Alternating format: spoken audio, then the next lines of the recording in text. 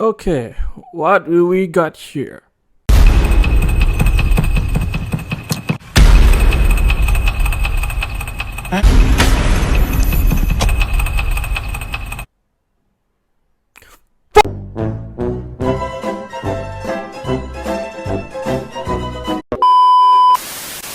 Tyrell Malacia, Luke Shaw, Rafael Varane, Mason Mount, Kobe Manu, Tom Heaton, and potential Sofian Amrabat is the injury list of Man United after just 4 games into the season. Oh brother. Adding salt to injury, the recent clapback by Jadon Sancho on the coach Erik ten Hag statement drama after the Arsenal 3-1 loss pulled a number of attention of accusation of Erik ten Hag unfair treatment to players. And you think that's the end? Recent report of the former Brazilian winger Anthony girlfriend posted an abuse allegation on him reminded another Mason Greenwood situation really turned Man United's season into a turmoil. Oh boy, this situation just can't get any better, isn't it? Can we get a restart or stimulation to the next season? I can't handle this anymore. Man United is officially in a mess.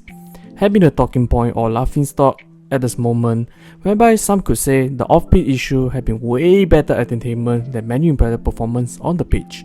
Although Man United in the past 4 matches attained a 2 wins and 2 losses, the matches, to be all honesty, not the best, due to high expectation after the fruitful last season, grinding for result, unnecessary slugfest, and of course, dodgy refereeing decision really tested Man United fans' patience overall. But those were just on-pitch performance.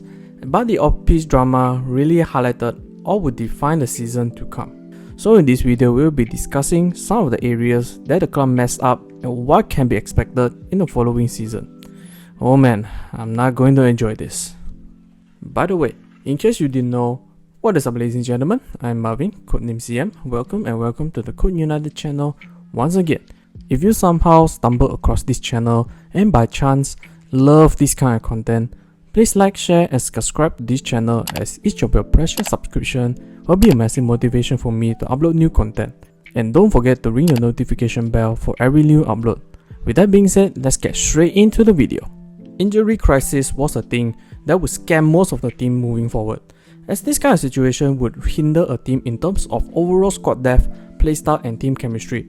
Man United, we are unfortunate, did not avoid, rather hit a direct jackpot, with some of the major first team players sidelined for a number of weeks, and the most impacted position is none other than the left back position, with both Shaw and Malacia sidelined latest to probably November if we are lucky, while the Alvaro Fernandez, despite his impressive performance in the pre-season, yet to see the pitch under the Dutch manager. Instead, we see Diogo Dalot, a right back, play as a left back. But don't get me wrong, Dalot during his loan at Milan, he played a total of 12 matches out of 33 matches as a left back and surprisingly scored and assisted twice, highlighted the Portuguese international versatility as a fullback. However, due to Erik ten Hag favoured 2 available options at the position, with only 2 options at the right back and close to no option at left back, and Man United seek for short-term left back option at the transfer deadline, going from Chelsea Cucurella, free agent Ryan Bertrand and Owen Wenger from Ajax, in which Man United eventually settled for Spurs' Sergio Reguilon. But the shocking part during the search party, Man United looking for a short-term, and I mean short-term. It's been reporting Man United is looking for a short-term deal that includes a break-in clause that sends the player back to their respective team in January. That action speaks so much volume on how broke or lack of funds for Man United.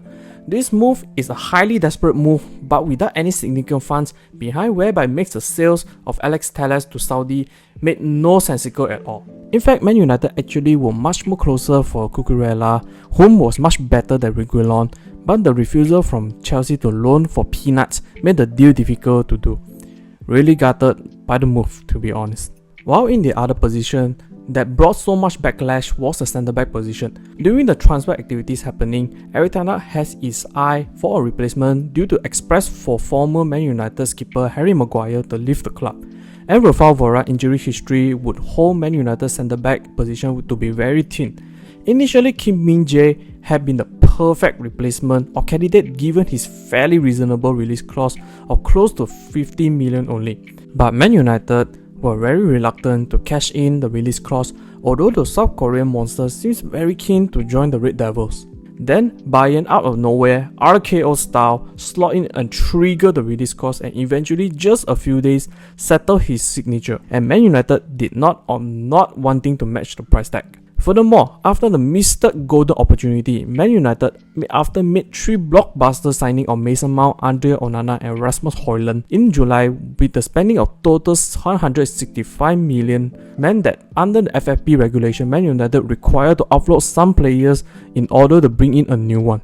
And the Red Devils did see the light with the agreement of 40 million with West Ham for Maguire, where most of the fanbase would celebrate finally offload one of the worst signings of Man United. But the event took a quick downhill turn. Maguire requested a 50 million payout on his decreased payroll when joining West Ham United. This move basically held Man United transfer plan on a ransom. Also showcased Maguire as a character prioritized money over career, because next year will be at Euro 2024 that Maguire might not be a part of it if he did not see consistent football.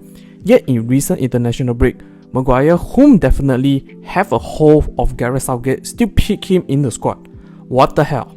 Maguire's selfish move indicate that Man United were unable to make any acquisition even with a heavy rumour of Todibo and Pavard. Overall, this movement was due to the player power practice during the Ed Woodward era, where his incompetence in reasonable transfer negotiation forced him to offer ridiculous huge sum of salary wage to meet players come back to bite Man United. How we really fell off.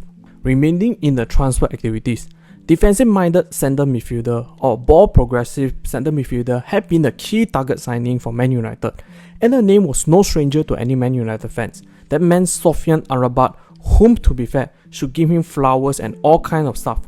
This man right here was a definition. It's a man of focus, commitment, sheer will. Amrabat, upon transfer, started in June or July, stopped training with Fiorentina, plus rejected countless club offers just to join Man United. In spite of that, Man United lack of player sales and funds kept dragging the negotiation to the deadline. In the process, Man United did submit an offer a couple of days before the deadline, in which in details was an embarrassment. Man United submitted a loan offer with a loan fee of just mere 1.7 million that quickly got rejected by the Serie A club. That statement not just lowball but might as well be a snatch or a robbery. 1.7 million just show how awful or lack of fun that Man United have. How?